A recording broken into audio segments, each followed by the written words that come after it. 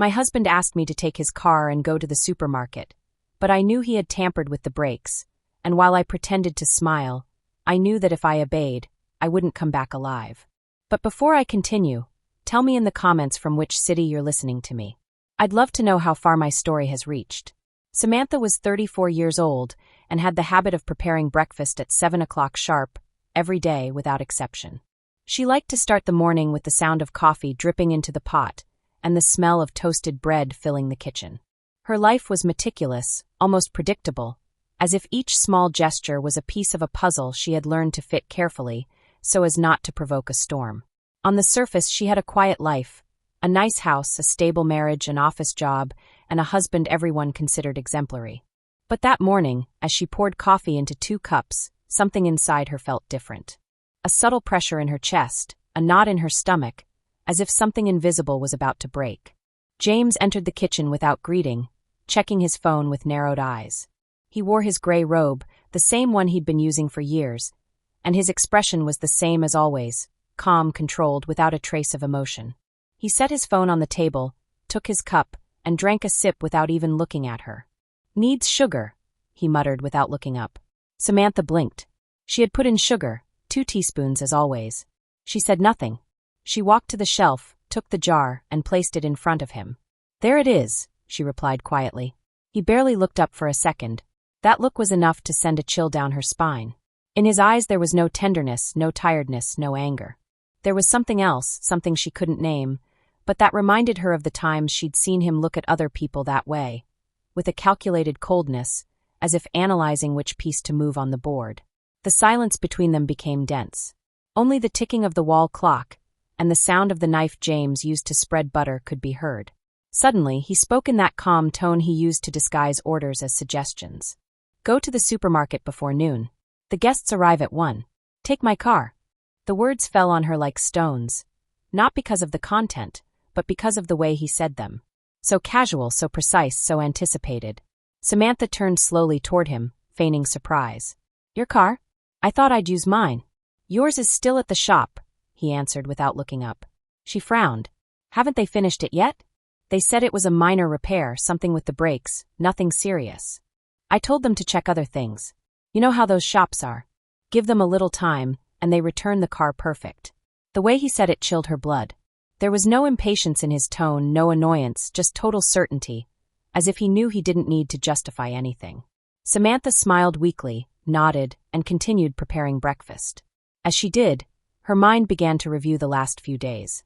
She remembered that James had insisted on taking her car to the shop himself. She also remembered that he had spent several nights in the garage, saying he had pending work or that he wanted to check his own car. Until then, she hadn't given it importance, but now something twisted inside her. A dark premonition began to form, as silent as the steam rising from the teapot. "What do I need to buy?" she asked, trying to keep her voice steady. "There's a list in the blue notebook next to the phone," James said. "Don't be long, and don't forget to buy wine, the expensive kind, the one you like." His way of saying, "the one you like," seemed strange to her. James never remembered her preferences, and if he did, he used them against her. Still, she nodded. He finished his coffee, stood up, and left the cup in the sink. Then he took the car keys, jingled them with a slight movement, and dropped them on the table. "There they are. Don't lose them." Samantha looked at the keys, small, common, harmless, but in that moment they felt like a weapon. The silence returned. James left the dining room toward the garage, probably to check something else. Samantha followed him with her eyes, and as soon as he disappeared behind the door, she released the air she'd been holding. Her hands trembled. She leaned on the counter and closed her eyes, trying to convince herself that she was overreacting, that the fear was irrational, that James, with all his flaws, wasn't capable of something so monstrous. But her intuition screamed otherwise. In 5 years of marriage, she had learned to recognize the changes in his tone, the measured silences, the smiles that didn't reach his eyes. James was a man who never did anything without reason. The landline rang, breaking the tension. Samantha answered immediately, grateful for the distraction. It was her mother. "Honey, how are you? Will you come tomorrow? Your father wants to barbecue." "I don't know, Mom. James has guests today. Maybe this weekend," Samantha replied. Her mother's voice sounded worried. "You sound strange. Is everything okay?" "Yes, just tired." Samantha forced a laugh. Couple stuff. Take care, my love. Remember that not everything that glitters is gold. The phrase echoed in her mind. Not everything that glitters is gold. She hung up slowly, not taking her eyes off the garage door. A thought crossed her mind, quick, dangerous, almost forbidden. What if she recorded him? If James was plotting something, she needed proof. She approached the hallway and walked slowly, making no noise. The garage door was ajar. From inside, she could hear James's voice, low, tense, different from the one he used with her. "Yes, I did it," he was saying. "I loosened the brakes, checked everything. It won't be noticeable until she picks up speed. No one will suspect. An accident." Samantha froze. Her breathing became so shallow that the air hurt. She pressed her back against the wall, clenching her fist so as not to drop the cordless phone she still held. "No, it won't fail," James continued. "Everything is calculated, and the policy is in her name, so the money comes to me." Samantha's heart pounded against her chest so hard she feared he might hear it. She wanted to move, run, scream, but her legs wouldn't respond. The voice of the man on the other end of the phone was unintelligible, but it sounded complicit. James laughed softly, that short laugh she had always hated. "And of course, I'll transfer your share afterward. Don't worry." Samantha backed away slowly, as if each step might wake a sleeping monster. When she reached the kitchen, she set the phone on the table and brought her hands to her face. She didn't cry. She couldn't. Everything she had built, everything she believed was real, was crumbling in silence. The man who shared her bed, who said he loved her, was planning her death. A noise startled her. James closed the garage door and came back inside. Samantha ran to the fridge, pretending to look for something. "Did you make the list yet?" he asked, entering with his hands in his pockets. "Yes, almost," she replied, trying to sound natural. "Perfect. When you get back, I'll help you prepare the food."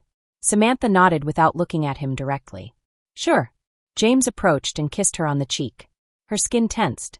She felt the brush of his breath, the familiarity of a gesture that now seemed violent. "You're beautiful when you're quiet," he murmured. She swallowed. "I'm going to get dressed," she said and walked away. In the bedroom, she closed the door carefully and leaned against it. Her reflection in the mirror observed her with an expression she didn't recognize. Fear began to transform into something else. Rage. How could she have been blind for so long? She remembered the small details, the avoided arguments, the mood changes, the nights James went out to work. Everything fit. She took her cell phone from the drawer and looked for the voice recorder app. She opened it but didn't press the button.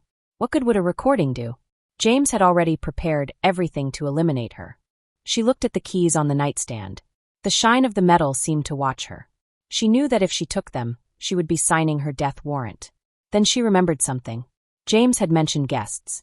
It would be 1 p.m., and there were still several hours left. She had time. Time to think, time to act. She sat on the bed, took a deep breath, and began to plan. If she confronted him, he might become violent. If she pretended to obey, maybe she could discover more. She decided to pretend. She returned to the kitchen with a calm expression. James was reading the news on his phone, completely relaxed. "I'm ready," Samantha announced.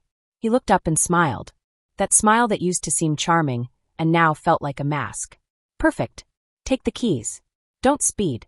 She took them, but instead of heading directly to the garage, she went to the bathroom. She closed the door and took out her phone. She called a friend, Laura, without thinking too much. "Sam, how strange for you to call at this hour," the voice on the other end answered. Samantha tried to keep her tone casual. "Hey, could you stop by the house in a bit? I have that wine I told you about." "At this hour? Are you okay?" "Yes, of course. Just come. And if I'm not there, tell James to wait for you." Laura hesitated. "Okay, I'll go. Everything's really okay. Everything's fine. Thanks." She hung up before Laura could keep asking. She left the bathroom with a fake smile. "I'm going. Need anything else? Just don't be long." Samantha walked to the door, feeling how the keys weighed in her hand. She opened the front door and stopped. She turned to James. "By the way, did you call the shop?" "Yes. They said your car will be ready next week." "Ah," she replied in a neutral tone. "How curious." James raised an eyebrow. "Why?" "Because yesterday I spoke with them. They said the car was almost ready. Just needed to be picked up." The silence that followed was cutting. James stared at her without blinking. Then he smiled. "Maybe they confused you with another customer." "Maybe," Samantha said, opening the door. She went out and closed it behind her. The fresh air hit her hard. She walked to the edge of the porch and stopped. From there she could see the garage. She knew he was watching her from the window. Then an idea crossed her mind like lightning. She took out her phone, dialed a number, and spoke quietly. "Hi, Laura. Listen, don't come alone. Bring your brother. Tell him I need help with something urgent. And don't say anything to anyone." She hung up and took a deep breath. She turned on herself, went back inside, and left the keys on the hall table. "What's wrong?" asked James, appearing in the hallway. "I remembered I promised to visit my mother first. I'll go to the supermarket later." His expression hardened. "Samantha, the guests will arrive soon. Don't change the plans." She looked at him with a serenity that disconcerted him. "I don't feel well. I'm going to lie down for a while." She climbed the stairs without waiting for a response. Once in the room, she closed the door and collapsed on the floor. She didn't cry. She couldn't afford the luxury of doing so. She knew every move had to be calculated. As the sun filtered through the window, Samantha understood the magnitude of the danger. The man she slept with had not only planned her death, but had done so with cold precision, trusting that she would obey without question. She looked at her reflection in the mirror once more. The woman she saw there wasn't the same one from that morning. She was someone who had awakened from an illusion. And as she listened to James's footsteps downstairs, her mind repeated a single phrase, one that resonated with terrifying clarity. "He wants to kill me, and he still doesn't know that I know." The weight of memory. What Samantha didn't know was that breakfast would be the last moment of peace she would have for a long time. The tension pressed her chest like an invisible hand. Sitting on the edge of the bed, with her hands clasped, Samantha mentally reviewed every word of that conversation she had overheard in the garage. She had no proof, only her memory. But her memory was clear as crystal. James had planned her death. He had said it without hesitation, with a coldness she had never known in his voice. He spoke of policies, documents, that everything would pass into his name, as if her life were nothing more than an obstacle on the way to a fuller bank account and an emptier house. The bedroom curtains trembled slightly from the breeze of the half-open window, and that soft sound, almost innocent, contrasted with the hurricane roaring in her mind. She couldn't allow herself to collapse. Not yet. She had to stay calm, at least until she knew what to do. Her breathing was irregular, as if she were learning to live again in a world where nothing was what it seemed. From below she heard footsteps. The sound of James's shoes on the parquet. His movements were exact, marked. He was preparing the table for the guests who would arrive in a few hours. He was so sure Samantha would obey, that she would take his car and leave like an exemplary wife, that he didn't even bother to disguise it. For him, the plan was closed. She simply had to die. Samantha closed her eyes. She needed to remember, see the gaps, understand at what moment she stopped looking, at what moment her life became an illusion. And then the memories began to arrive, like fragments of a movie she had watched without understanding its true plot. When she met James, he was charming, one of those men who seemed to know what to say at the exact moment. He had approached her in a bookstore, asking about a poetry book. Samantha still had it at home, with a dedication written by him on the first page. "So you never forget the chance that brought us together." At first, he was attentive, careful, sweet to the point of exaggeration. Flowers for no reason, messages at midnight, small details that made her feel chosen. And she, after a series of mediocre relationships, thought she had finally found someone different. During the first months, everything was perfect. Or at least that's what she thought. When they started living together, the silences also began. They weren't open arguments or insults. James was more sophisticated than that. A gesture, a look, a strategic omission was enough to make her feel guilty, inadequate, insufficient. And when she tried to talk, he always had an excuse, a logical explanation that disarmed her. There were things that now made sense, like the time he disappeared for 2 days without warning and returned with an expensive ring, saying it was a surprise for her. Or the late-night meetings with partners he never wanted to talk about. Or the time he asked her to sign some documents, just in case, when they traveled abroad. Documents she signed without reading, trusting. And now it was all falling apart. That whole love story she had told over and over to her friends, as if it were a modern fairy tale, was nothing more than a lie with an expiration date. Because James didn't love her. James had calculated her. The bedroom door opened without warning. Samantha jumped. "Everything okay?" asked James, peeking in. She took a deep breath, feigning a calm she didn't feel. "Yes, I lay down for a while. I have a bit of a headache." "Don't be long, it's almost time to go to the supermarket." Samantha nodded without looking at him. He closed the door softly. In that moment, she wished she could confront him, tell him she knew everything, scream at him, spit the betrayal in his face. But she knew that would be a mistake. She had no proof, and he was stronger, colder, more willing to cross a line she wasn't ready to face alone. She took her phone, hesitated about whom to call. She thought about the police, but what would she say? That she heard a conversation, that her husband was talking about a plan, that she had no recordings, no messages, no evidence? She feared not being taken seriously. She even feared James could turn the story in his favor and make her look paranoid. It occurred to her to record him, try to provoke another conversation and register his voice, but it was risky. And if he discovered her intention, there would be no second chance. She walked to the vanity mirror and looked at herself. Her eyes were different, darker, emptier, as if in a few hours an essential part of herself had vanished. When she went downstairs, James was pouring wine into glasses. He already had the tablecloth on, the silverware aligned, and a list on the kitchen counter. "Here it is," he said. "It's what you need to buy.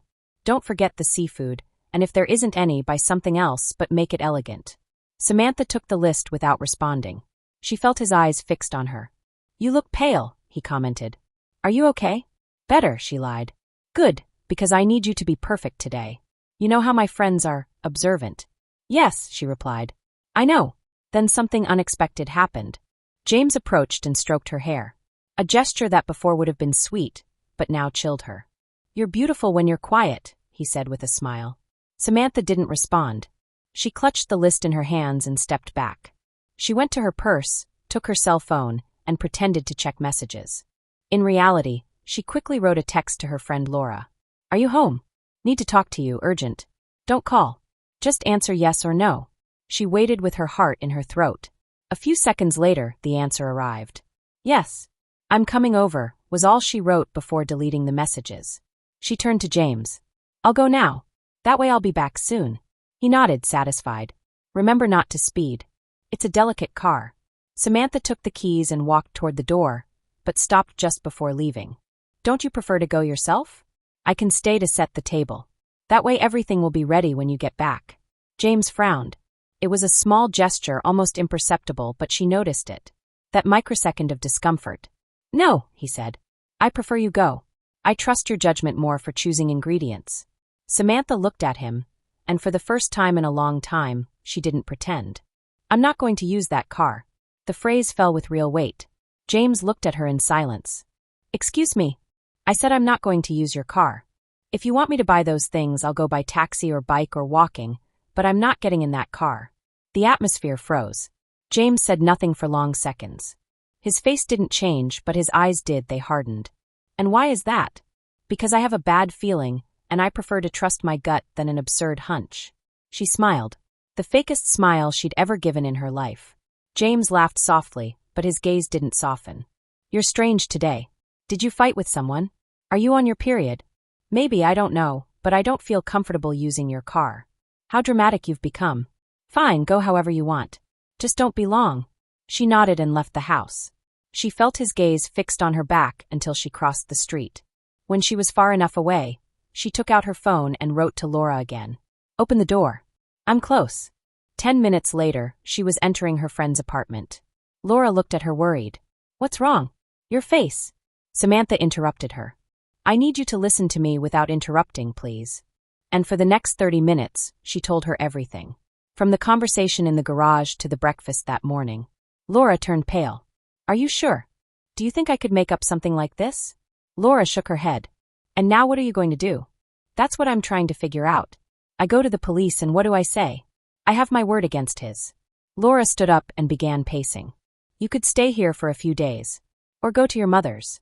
I don't want to drag her into this. Or you. He might show up asking questions. I don't know what he's capable of." Laura stopped. "Record him. Try to make him talk again. Now that you know how he thinks, maybe you can provoke him. Get him to say something. Record it and we'll go to the police." Samantha nodded. Her mind was beginning to organize itself. "I need a recorder. And a plan." Laura went for an old phone that still had a built-in recorder. "Use this. It's simple but reliable." Samantha took it as if it were a weapon. "Thank you." She stayed at Laura's house for a couple more hours. At 5, she returned home. James was waiting for her in the living room, his face seemingly relaxed. "Where were you?" "I ran into Laura on the way. She was near the market. I went with her and forgot. I'll go back later." She turned and went up to her room without saying more. That night, while James slept, Samantha stared at the ceiling motionless. She knew that one wrong word could sign her death warrant, but she also knew that if she kept silent, he would finish the job. And she didn't plan to die. At least not at the hands of that man. Not without fighting. Not without exposing him. Not without screaming her truth to the world. So she gripped the recorder in her hands, her thumb on the record button, and began to plan. Breaking point. Samantha spent that night awake, eyes open, staring at the darkness of the ceiling, holding the recorder as if it were an extension of her own soul. Sleep was a luxury she couldn't afford. She was afraid. Real fear, visceral fear. It wasn't paranoia, it wasn't exaggeration. Her husband had confessed to attempted murder. He had a detailed plan, an economic motivation, and a silent method so her death would look like an accident. How many times had he rehearsed it in his mind? How many times had he lain next to her knowing her life had an expiration date? The numbers on the digital clock glowed red on the nightstand. It was 5:42. Outside, the birds began to sing, and in that sound that used to seem harmonious to her, she now heard only threat. Samantha got up slowly, showered in silence, dressed in discreet, comfortable clothes, and put the recorder in her purse along with her cell phone and a small notebook where she wrote in her own handwriting. "If something happens to me, my husband James is behind it. Check his car." She folded it and hid it in the double bottom of her purse. She knew she was alone. No one else could protect her if she failed. At 6:30, she went down to the kitchen. James was still sleeping. She had heard him snoring minutes before. She made coffee in the automatic coffee maker just to keep up appearances. Then, with calculated steps, she headed to the front door, looked once more toward the stairs, and left. The street was empty, the sky cloudy, the air cold. She walked to the avenue and took a taxi. She gave an address different from hers. She got out 4 blocks away, and from there walked to the nearest police station. Each step was a battle between 2 voices in her head. One told her she was doing the right thing, that she should protect her life. The other whispered that James was smarter, that he would manage to seem innocent, that he would make her look crazy. When she entered the station, the place smelled of cheap disinfectant and old papers. There were 2 officers at the desk. One was browsing a folder, the other was drinking coffee. Both looked at her with indifference. Samantha felt her knees trembling. She had to say it out loud. Say it all. And the moment she did, there would be no turning back. "I need to speak with a detective," she said, swallowing. "It's about an attempted murder." The men stopped moving. One of them, the bearded one, observed her more carefully. "Are you the victim?" "Yes. The aggressor is my husband." Silence. A silence that weighed. The man picked up the internal phone and asked someone to come down. 5 eternal minutes passed until a middle-aged woman with hair pulled back in a tight bun and a serious face appeared in the hallway. "I'm Detective Harris." "Your name?" "Samantha Mitchell." They took her to a small room with no windows, a table, and 2 plastic chairs. The detective sat across from her, placed a recorder on the table, and gestured for her to begin. "What am I listening to?" Samantha felt her throat closing, but she took a deep breath, gathered strength from unknown places, and spoke. She narrated everything from the beginning. The subtle changes in James, the nights in the garage, the conversation she overheard by accident. She gave names, dates, details. She mentioned the insurance policy, the property of the house. She talked about the insistence that she use his car. When she finished, the detective said nothing for several seconds, just watched her.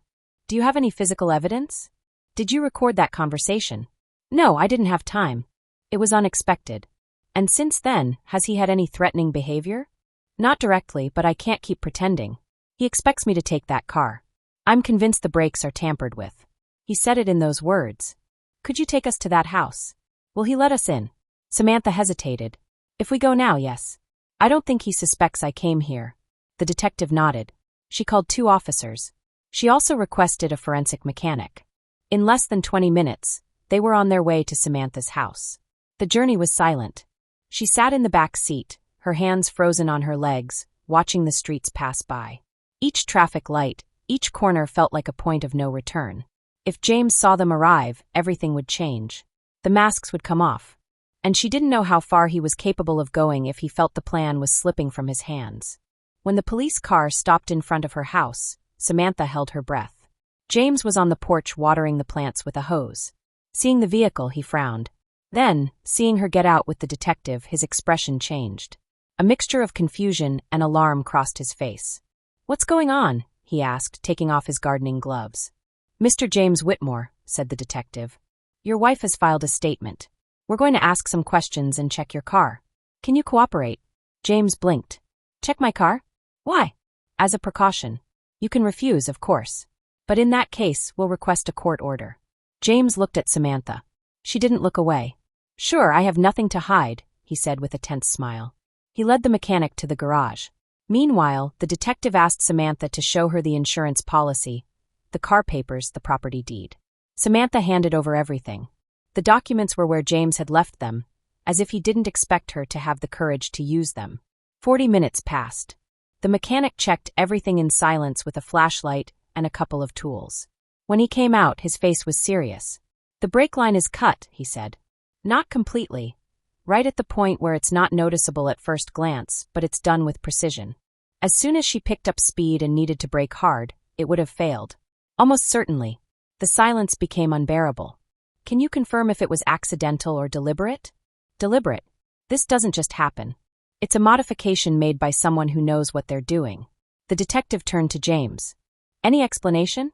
"I have no idea how it happened," he replied, feigning surprise. "Maybe it was vandalism or someone trying to harm me. But it wasn't me. Your wife says she heard you confess to it." "Confess what?" "That's crazy. She's accusing me of wanting to kill her." Samantha stepped forward. "I heard you, James. In the garage. You said you were going to cut the brakes. You said it would look like an accident. You talked about the policy, the papers, what you would gain." "You're sick," he shouted. "I don't know what the hell you're saying. What are you trying to do, ruin me?" "I'm trying to stay alive," Samantha replied with a firm voice. The detective nodded to the officers. "Arrest him." They handcuffed him right there, in front of the garden, while the water from the hose still dripped. James shouted, defended himself, accused Samantha of wanting revenge, of having lost her mind. But it no longer mattered. They took her inside the house. The detective sat with her in the living room. "What you've done has been brave, but this is only beginning. We'll have to investigate more. Interrogate the contact who spoke with your husband, verify his accounts, his phone, his movements. But thanks to you, we prevented a tragedy." Samantha nodded silently. She looked out the window and saw the police car drive away with James in the back seat. Her entire life had changed in a matter of hours. She was no longer the perfect wife or the woman who had an orderly life. She was a victim of attempted murder by the man who said he loved her. She hugged her knees. She felt a cold that didn't come from the air, but from inside. Her body trembled. And while the detective kept talking, she could only think of one thing. How many times had James fantasized about her death while hugging her at night? "How could you?" she murmured. 5 years sleeping next to me while thinking how to kill me." The truth was out, but Samantha's hell was just beginning. Shadows and revelations. James's arrest brought no relief or peace. Only a new kind of anguish, denser, duller, like a wild animal that lies down to sleep in a dark corner, but never stops breathing near your ear. Samantha had overcome the first threshold. She had survived the attempt. She had faced the monster with a name and surname. But now a deeper tunnel opened where darkness was no longer just physical but psychological, where fear wasn't outside but inside her. The following days passed between interrogations, folders with official seals, and incessant calls from the police station. Samantha spent most of her time at Laura's house. She couldn't go back to her home. The air there smelled like poison. Every corner returned distorted scenes of her life with James. The kitchen where they laughed, the sofa where they watched movies hugging, the bedroom where he watched her sleep. Now all those memories were contaminated. And the worst thing was knowing they had been sincere only on her part. Detective Harris called her back 3 days after the arrest. Her tone was dry, direct, but with a nuance Samantha learned to identify as respect. In her way, she admired her. "We found something," she told her over the phone. "I need you to come in." Samantha arrived at the station with her heart beating faster than normal. She knew that each new revelation was another cut in the flesh of her past. The detective received her in her office with a folder in hand. "We've been reviewing your husband's devices. In one of the deleted emails, we found exchanges with a man named Elias Crawford. Does that name ring a bell?" Samantha frowned. The name sounded vaguely familiar, but she couldn't place it. They worked together 4 years ago, Harris added. Real estate sector. James mentioned him in his meetings sometimes, right? Samantha nodded slowly. Yes, she remembered the last name in loose conversations, work discussions, anecdotes, always with a note of veiled contempt. James used to say Elias was an idiot but useful. Well, he's not as dumb as he said, Harris continued. We found indications that he was the one who suggested he simulate an accident. But that's not all. There's more. She opened the folder, took out a crumpled sheet, and placed it in front of her. It was a copy, a will. Samantha took it in her hands. Her signature was there, her handwriting, but she didn't remember ever signing it. The handwriting was convincing, the date recent. The will expressed that in case of death, Samantha left James as the sole heir, with full disposition over the house, bank accounts, and other assets. That's fake, she said quietly, feeling a pang in her chest. We know. A handwriting expert has already confirmed it. We've also found drafts of similar documents on his computer. Some were on paper, handwritten. It looks like he was perfecting his play. He wasn't going to leave loose ends. Samantha pressed her lips together. It was as if James had been building her death with the same precision an architect designs a house, step by step, without hurry, without letting chance interrupt him. Every document, every arrangement, every word said during dinners, everything had been part of the script. And this Elias, have they arrested him? Not yet. We're still watching him, but without more concrete evidence we can't act. He's cautious. He deleted everything. Doesn't talk on the phone. We suspect him, but we can't prove it. Harris lowered her voice. And this is where I need you to be careful. Today we received an anonymous call. Didn't leave a name, but told us you should stop playing with fire. It was brief, threatening. Knew your file number, your case number. That could only have come from someone who was inside. And Elias worked with lawyers. He has connections. Samantha felt the blood drain to her feet. Her legs trembled. Are you saying he might try retrocontinu? We're not ruling it out, Harris said. You need to be extremely careful. Samantha returned to Laura's apartment that night without saying a word. She showered in silence, didn't want dinner. She sat by the window watching the street as night fell over the city rooftops like a cold blanket. Laura approached her with a cup of tea. What did they tell you? Samantha hesitated. Then she spoke. He wasn't alone. There was another one, a colleague, Elias. The police are investigating him, but they can't do anything yet. And someone called. They threatened me. Laura clutched the cup in her hands. You have to stay here. Don't go anywhere alone. Don't answer strange calls. I'll go with you wherever. Thank you, Samantha whispered. But I don't even know if it's enough. This man knows how to move. He doesn't leave traces. At 3 a.m, the intercom buzzer sounded. Both looked at each other. The sound was sharp, direct, a single ring. Are you expecting anyone? Laura asked, eyes wide open. Not at this hour. Nobody. They got up carefully. Laura took her phone. Samantha looked through the peephole in the hallway. She saw no one. The buzzer rang again. This time longer, more insistent. Laura called the police. While waiting for them to answer, Samantha put her ear to the door. Then she heard the sound. It was faint, barely perceptible. Someone was manipulating the lock from outside. They're forcing the door. Laura shouted to the operator. Building 12 on Maple Street, 2nd floor. Come now. The sound stopped. Then hurried footsteps down the stairs. They ran to the window and saw a hooded figure exit the building entrance and flee down the street, disappearing into the shadows. The police arrived 20 minutes later. There was no one left. They took statements. It wasn't the first threat. There was a pattern. The message was clear. You're marked. Shut up. Go back to your place. But Samantha had no intention of shutting up. The next morning, she went to see Detective Harris again. Last night they tried to break in. I know. We received the report. I've already requested an order to intercept Elias's communications, but meanwhile, I want you to think about something. What? Leaving. Samantha frowned. Leaving isn't running, it's protecting yourself. Go to another city for a few days, to a relative's house, to a hotel. Change your routine. This type of people doesn't stop easily, and you're too exposed. Samantha looked out the office window. The world continued its course. People walking, cars moving forward, children running. But inside her, everything was stopped, paralyzed. I don't want him to feel like he won. And he won't win, Harris said firmly.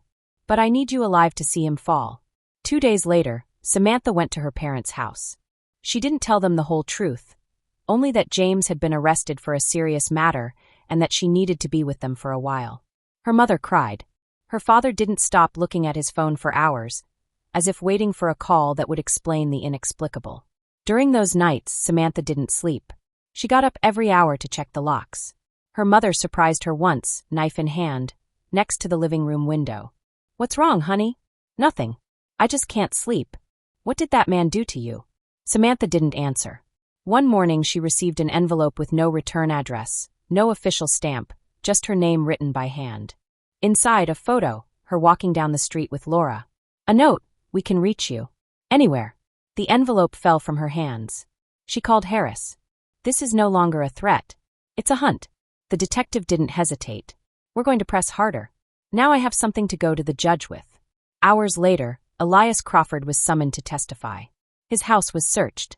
On his computer, they found encrypted conversations with James. They weren't enough to formally accuse him, but they were enough to keep him under surveillance. Samantha was assigned temporary protection. 2 officers in rotating shifts always close like a parallel shadow. That night she finally slept for a few hours, but without shocks, without forced doors, without shadows in the hallway. She had escaped the killer, but the shadow of his betrayal continued to stalk her. And Samantha knew it wouldn't end until all the secrets came to light. Even if they hurt, even if they broke her, even if they forever changed the woman who once thought she knew what love was. Healing in truth. The first time she walked through the door of the psychologist's office, Samantha felt shame. It wasn't fear or anger or sadness. It was that absurd pang born when you feel you failed at something basic, like not having known how to read the signs, as if the mistake were yours.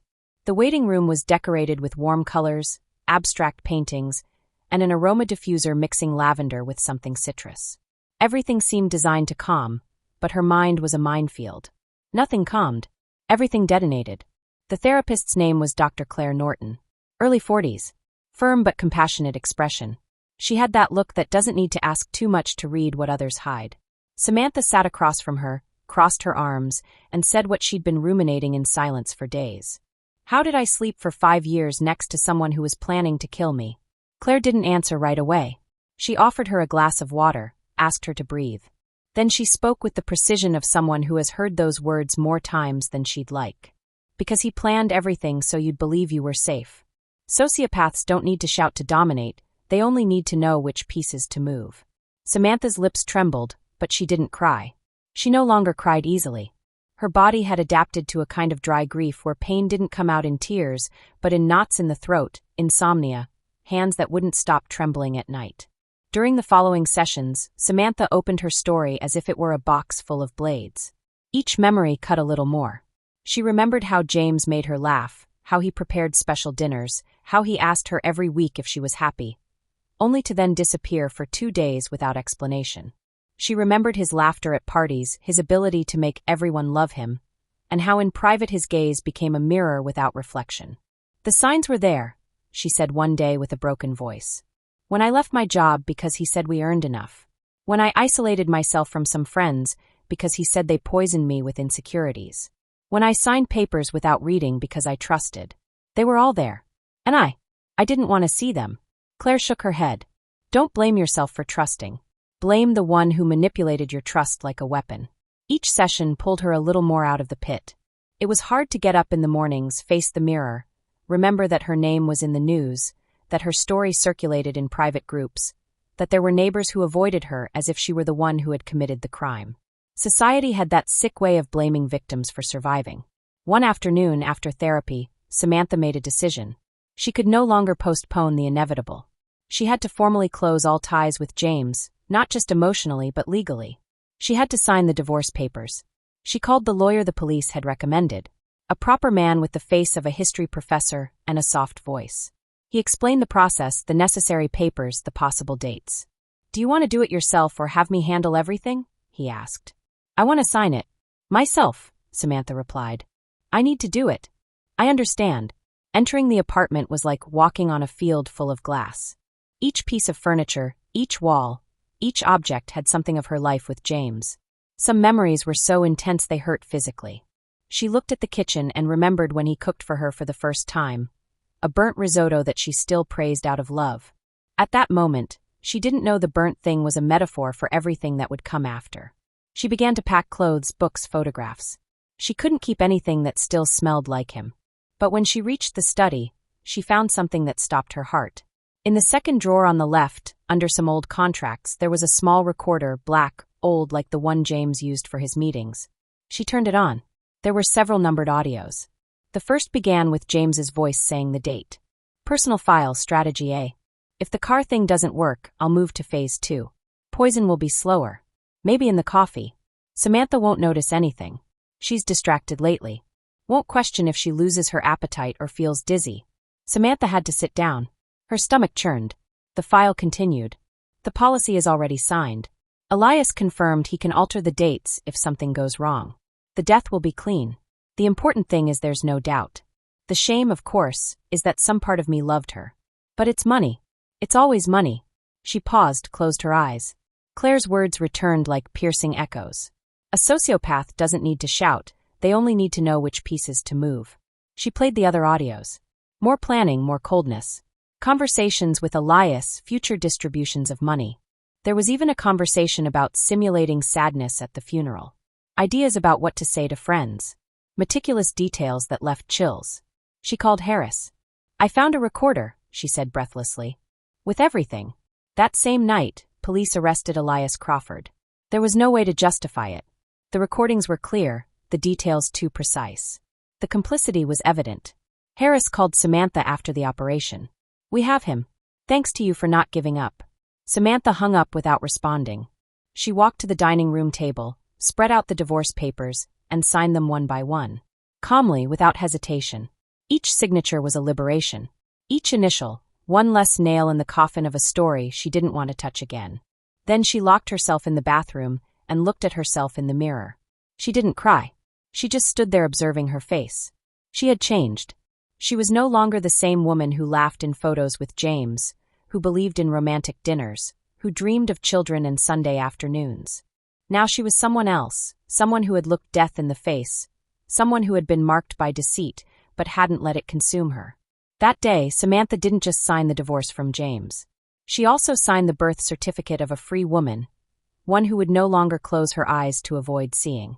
One who, even if broken, knew how to put herself back together. And this time with new pieces, with a new soul, with strength, with truth. New beginnings. A year passed. 12 months that didn't erase the past, but placed it somewhere else. No longer in the center, no longer in front. It remained behind like smoke that dissipates after a fire. Samantha moved to another neighborhood, smaller, quieter, where no one knew her or pointed at her.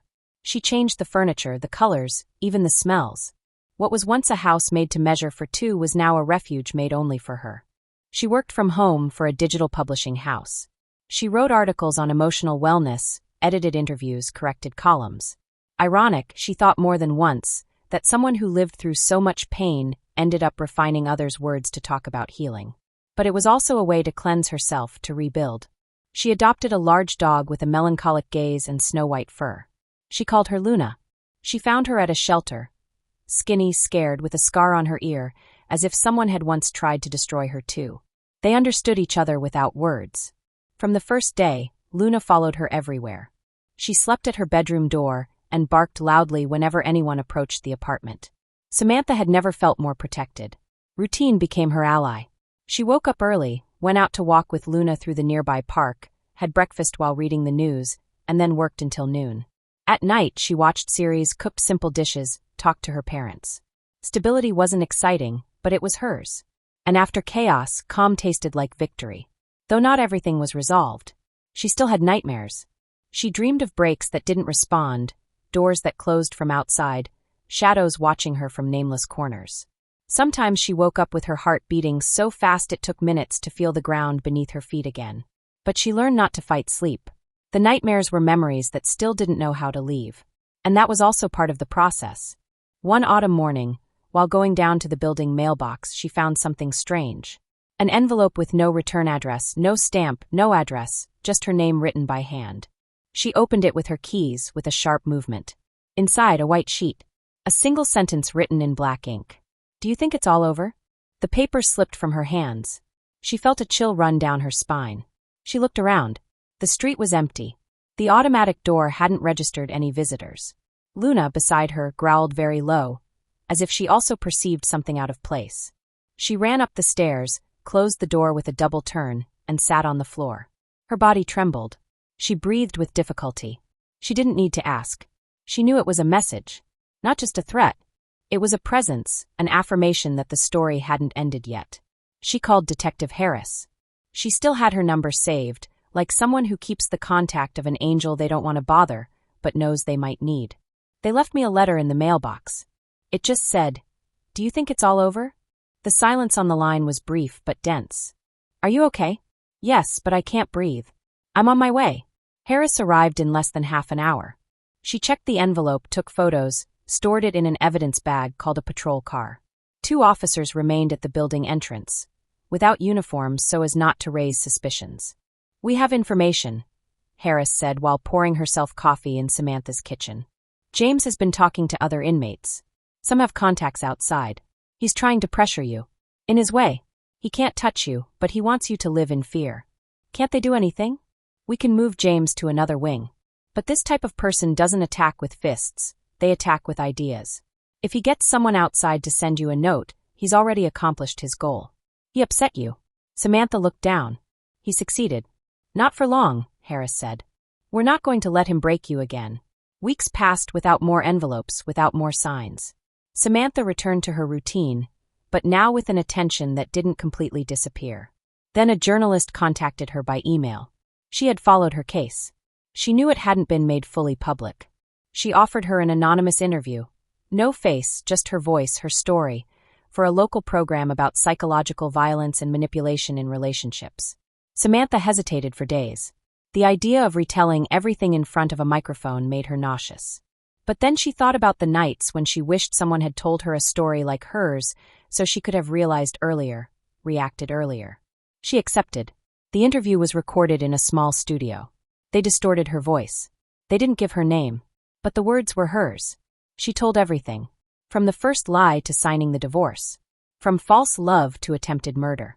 From silence to the letter. The program aired on a Friday night. She didn't expect anything. She thought it would go unnoticed. She was wrong. On Monday, her inbox was full. Hundreds of messages from women, daughters, sisters, mothers, all with similar stories, all thanking her for speaking. Some told her things they hadn't yet said to anyone. Others simply wrote, "The same thing happened to me."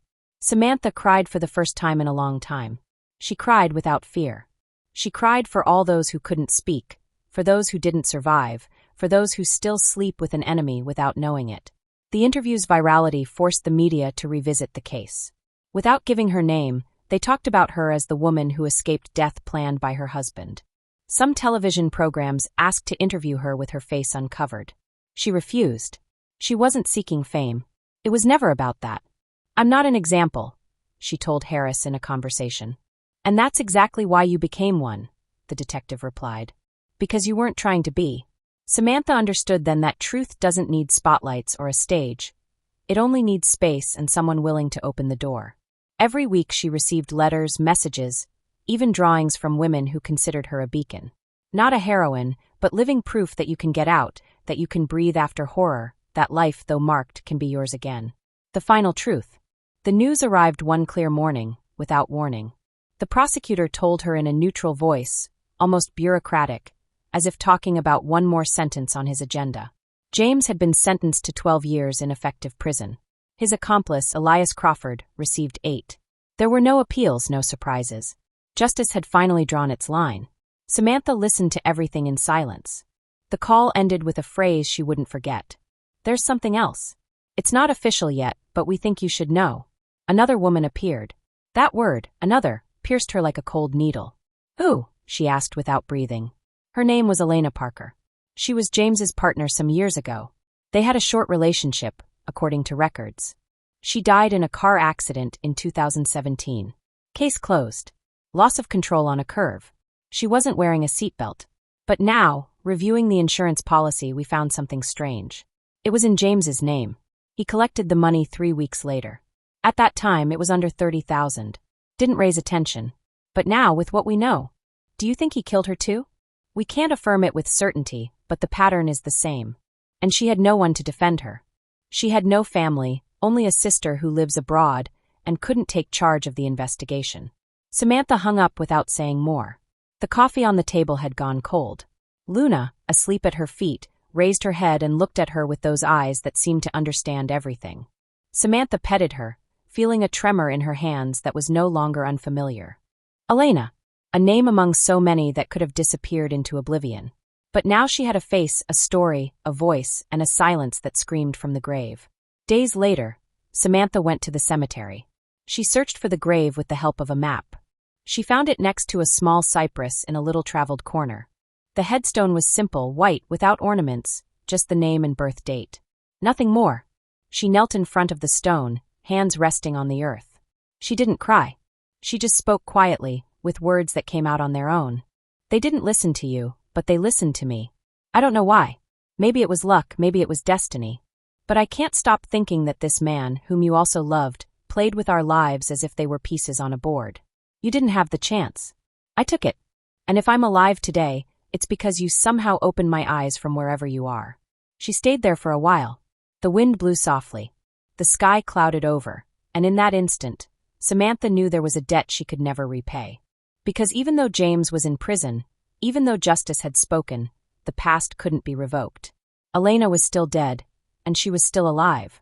That was the reality. And also the burden. She returned home more silent than ever. That night she didn't turn on the television, didn't cook, didn't write. She just sat on the living room floor with Luna lying beside her and looked at the ceiling until dawn came. 2 weeks later, Samantha did something she had avoided for months. She drove. It had been a long time since she last sat behind the wheel.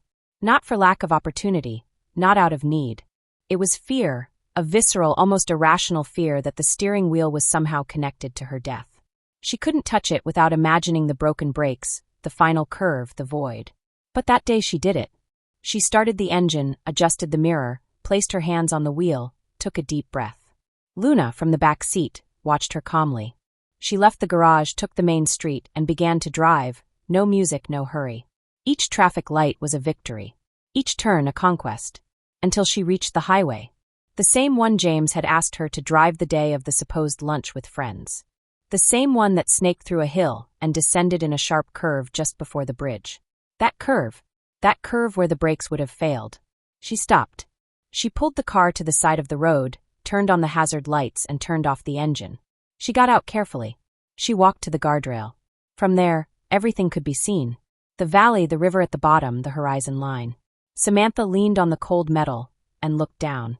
She imagined the car rolling out of control, her body hitting the steering wheel, the windshield shattering, the silence after impact. But it didn't happen. Because she didn't get in that day.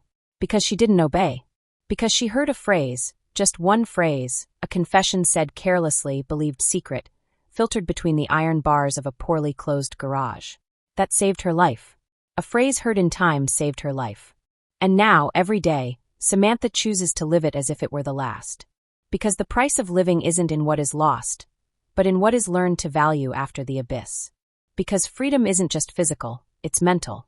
It's taking the wheel, even with fear, and continuing to drive, even if the road trembles, even if the shadow of the past still crawls in the distance. Samantha returned to the car. She got in. Luna greeted her with a slow wag of her tail, as if understanding that this day wasn't just any day. This day was the end, and also the true beginning. If this story has touched you, I invite you to leave me in the comments what you felt listening to it. And if you've been through a similar situation of deception, I'd love for you to share your valuable opinion. There are many people going through a similar situation. Let her voice live in you. Share this story and be part of the change. Remember to tell me from which city you're watching this video. I'd be very honored if you leave me a like, share the video with a friend or family member, and subscribe to the channel. Don't miss the next amazing story appearing on your screen right now. We have guaranteed entertainment exclusively for you.